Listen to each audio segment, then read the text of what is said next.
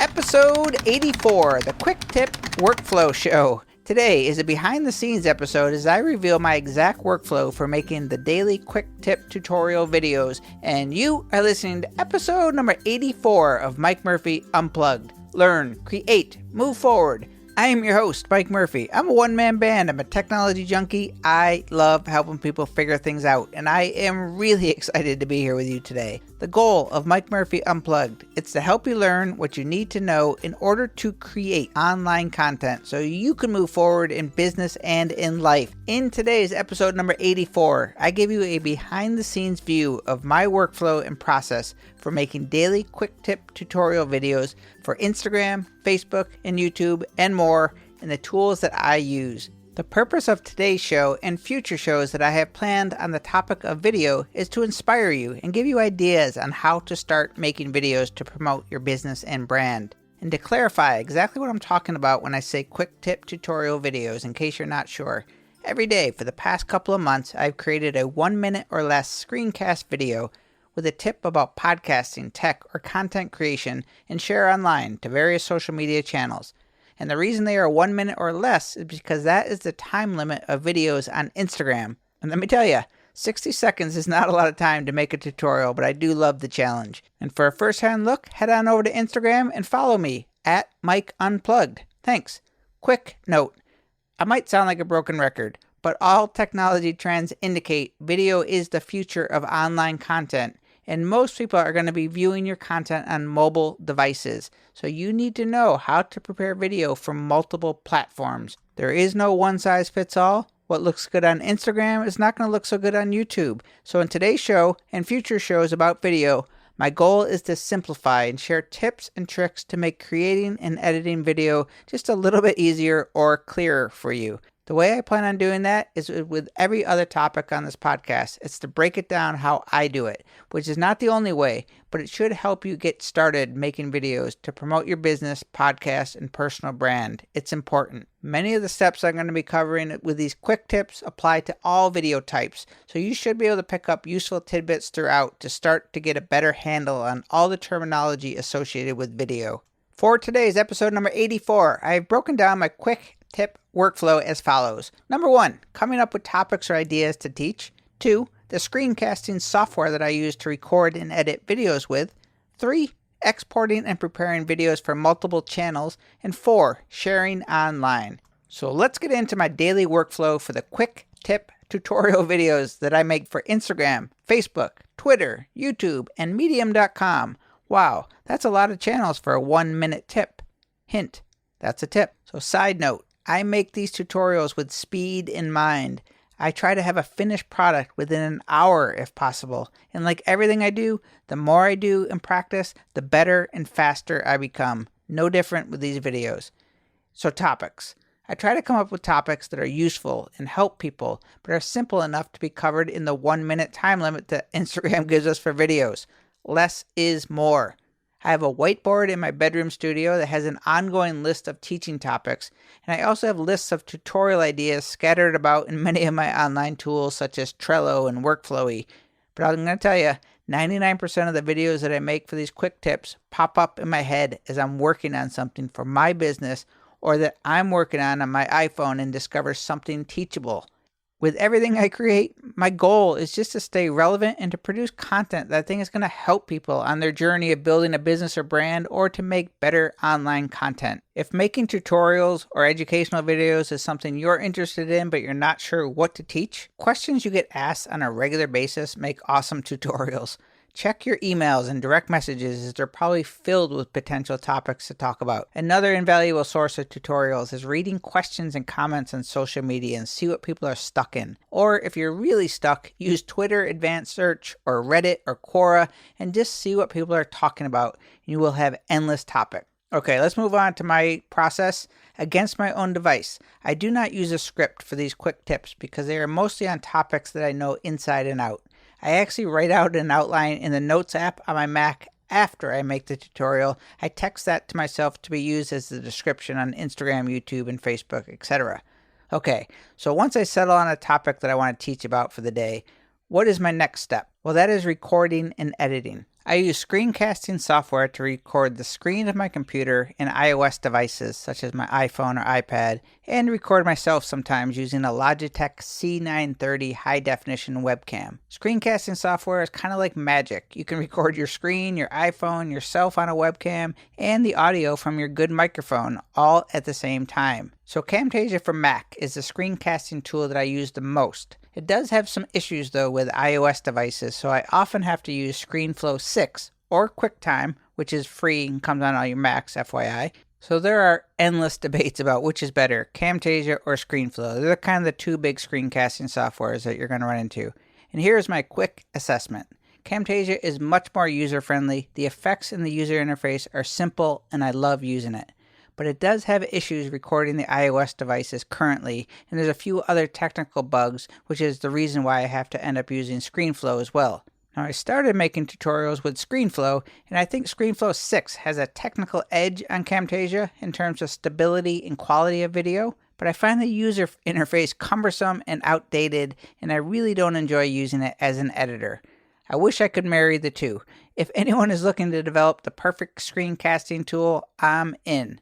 Okay, I wish I didn't need to, but I often record my iPhone or iPad and my webcam in ScreenFlow. When I'm done recording in ScreenFlow, I then export the file from ScreenFlow using a file format called Apple Lossless. This retains the highest quality, and then I will take that file, import it into Camtasia, and that's where I do all the editing with ease and speed. I can zoom and pan and add text and annotations just a whole lot easier than I can in ScreenFlow. At least that's for me. Both ScreenFlow and Camtasia are $99, but if you are on a Mac, QuickTime will do basically the exact same thing. You will just need to edit in iMovie or something similar. Okay, so a free solution on your Mac, QuickTime and iMovie. Moving on, editing.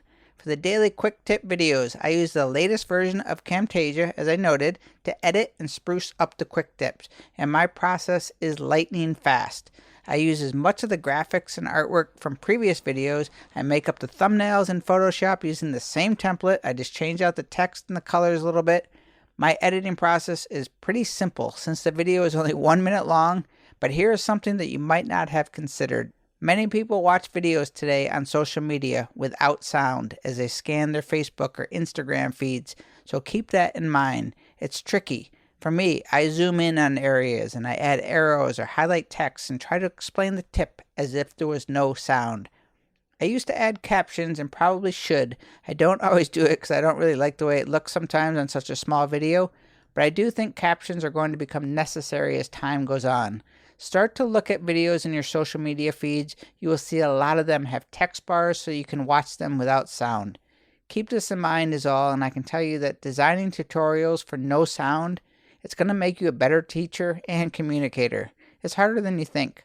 Okay, so after editing, it's on to exporting and formatting. This is usually the tricky and frustrating part for most people when getting started with video. There is no easy button or one size fits all when sizing videos, photos, or graphics for the web. The good news is, though, that many of the modern video editors today have built-in presets for popular destinations like YouTube, and I suggest starting there with the presets when in doubt. Then look at the settings and try to learn by deconstructing that preset. It helps a lot. So I think it would be really confusing if I listed all the correct dimensions of each video size for all the channels that you need, so I'm going to give a very surface view today. I'll leave more specifics in the show notes at mikemurphy.co/EP84.